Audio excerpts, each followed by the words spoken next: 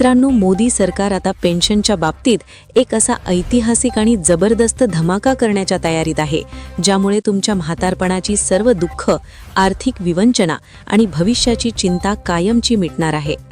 जरा विचार करा, दरमहा 10,000 रुपये पेन्शन थेट तुमच्या बँक खात्यात जमा होणार. हो, तुम्ही अगदी बरोबर ऐकलत. आतापर्यंत जी अटल पेन्शन योजना आपण पाहत होतो, तिचा पूर्ण चेहरा मोहरा आता बदलणार आहे. काय आहे हा सरकारचा नवा मास्टर प्लॅन? 10,000 रुपयांच्या पेन्शनसाठी तुम्हाला नेमकी काय तयारी करावी लागेल आणि हा नवीन नियम नक्की कधीपासून लागू होणार, या सर्व प्रश्नांची सविस्तर उत्तरं आज आपण या विशेष रिपोर्टमध्ये पाहणार आहोत. हा देशातील असंघटित क्षेत्रातील कामगारांसाठी एक अत्यंत आनंदाची आणि खऱ्या अर्थानं क्रांतिकारक बातमी आता समोर आली आहे. केंद्र सरकार अटल पेन्शन योजना म्हणजेच APY अंतर्गत मिळणाऱ्या किमान पेन्शनची रक्कम वाढवण्यावर अत्यंत गांभीर्यानं आणि युद्धपातळीवर विचार करत आहे. सध्याच्या घडीला या योजनेत जास्तीत जास्त 5,000 रुपये दरमहा पेन्शन मिळते, पण आता ही मर्यादा वाढवून थेट 10,000 रुपये प्रति महिना केली जाण्याची दाट शक्यता वर्तवण्यात येत आहे. सामाजिक सुरक्षेच्या दृष्टीनं पाहिलं तर हा भारताच्या इतिहासातील आजवरचा सर्वात मोठा आणि ऐतिहासिक निर्णय ठरणार आहे. भारत सरकार आता इन्फॉर्मल वर्कर्स म्हणजेच असंघटित क्षेत्रातील लोकांसाठी सामाजिक सुरक्षेचा परीघ मोठ्या प्रमाणावर वाढवण्याच्या मोहिमेवर काम करत आहे. आजच्या काळात वाढलेली प्रचंड महागाई, गॅस सिलेंडरचे दर, पेट्रोल डिझेलचे भाव आणि निवृत्तीनंतरचा वाढता आरोग्याचा खर्च पाहता 5,000 रुपयांची सध्याची रक्कम खूपच अपुरी पडत असल्याची जाणीव स्वतः केंद्र सरकारला झाली आहे. मिंट या प्रसिद्ध आणि विश्वासार्ह वृत्तसंस्थेनं दिलेल्या अधिकृत वृत्तानुसार अर्थ मंत्रालयातील काही वरिष्ठ अधिकाऱ्यांनी ही अत्यंत महत्त्वाची माहिती दिली आहे की पेन्शनची ही अपर लिमिट म्हणजेच कमाल मर्यादा वाढवण्याबाबतचा प्रस्ताव आता अंतिम टप्प्यात पोहोचला आहे आणि त्यावर लवकरच मोहर उमटणार आहे. आता आपल्याला हे समजून घेणं खूप महत्त्वाचं आहे की भारतात असंघटित क्षेत्रातील कामगार म्हणजे नक्की कोण. हे ते लोक आहेत जे दिवसभर उन्हातान्हात शेतात राबतात, बांधकामावर मजूर म्हणून काम करतात किंवा शहराच्या नाक्यावर छोटे मोठे व्यवसाय करतात. या लोकांकडे ना सरकारी नोकरीसारखी सुरक्षितता असते, ना दरमहा फिक्स्ड पगार असतो, ना PF किंवा पेन्शन सारख्या मोठ्या सोयी असतात. आपल्या देशातील एकूण वर्कफोर्सच्या तब्बल 90% हिस्सा हा याच असंघटित क्षेत्राचा आहे. यामध्ये रस्त्यावरील विक्रेते, घरगुती कामगार, शेतमजूर आणि स्वतःचा छोटा व्यवसाय करणाऱ्यांचा समावेश होतो. या कोट्यावधी कष्टकरी लोकांच्या भविष्याला म्हातारपणी आधार देण्यासाठीच अटल पेन्शन योजना 2015 मध्ये सुरू करण्यात आली होती. सध्याच्या जुन्या नियमांनुसार वयाची 60वी वर्ष पूर्ण झाल्यानंतर तुम्हाला दरमहा 1,000 ते 5,000 रुपयांपर्यंत गॅरंटीड पेन्शन मिळते.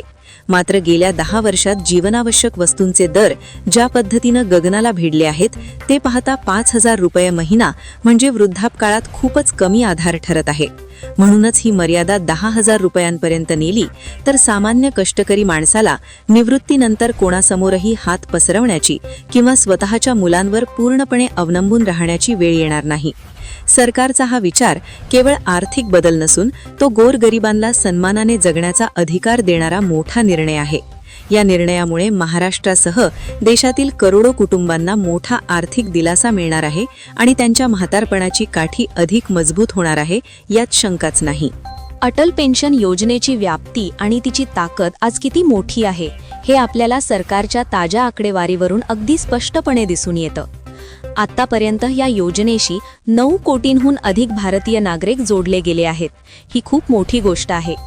चालू आर्थिक वर्ष 2025-26 मध्ये तर या योजनेने आजवरचे सर्व जुने रेकॉर्ड मोडीत काढले असून तब्बल 1,35,00,000 नवीन सदस्य केवळ एका वर्षात या योजनेत सामील झाले आहेत.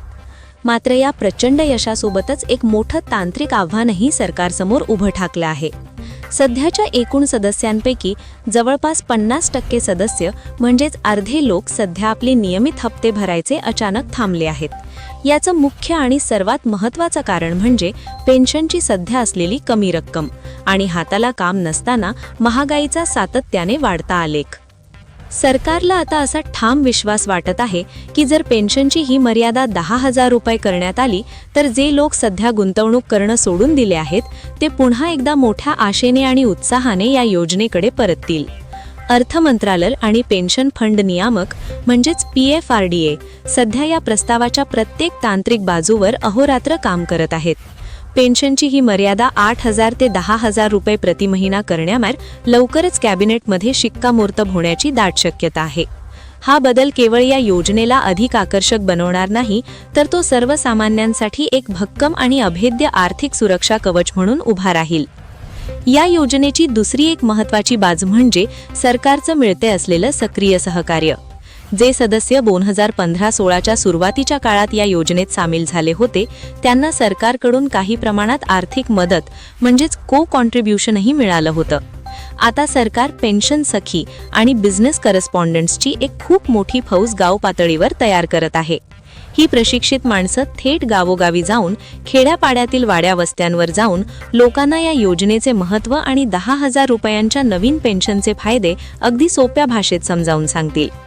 ज्या कष्टकऱ्यांकडे बँकेत जाण्यासाठी पुरेसा वेळ नाही किंवा ज्यांना डिजिटल व्यवहारांची तांत्रिक माहिती नाही, त्यांच्या घरापर्यंत ही पेन्शन योजना आता पोहोचवली जाणार आहे.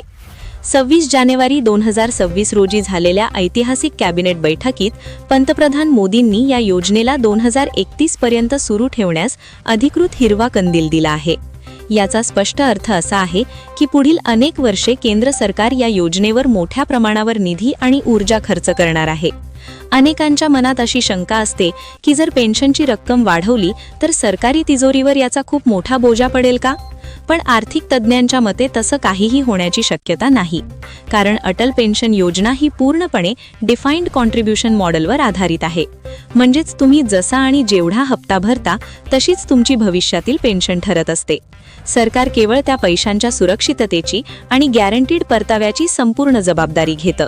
त्यामुळे सरकारी तिजोरीवर कोणताही मोठा अतिरिक्त ताण न पडता लोकांना जास्त पेन्शन देणं तांत्रिकदृष्ट्या सहज शक्य होणार आहे. येणाऱ्या काळात होणाऱ्या मोठ्या घोषणांमध्ये किंवा आगामी संसदेच्या विशेष अधिवेशनात या 10,000 रुपयांच्या पेन्शनचा अधिकृत आकडा आणि ती लागू होण्याची तारीख जाहीर होऊ शकते. जर तुम्ही अजूनही या योजनेचे सदस्य झाला नसाल तर हीच ती तुमच्यासाठी सर्वात योग्य वेळ आहे.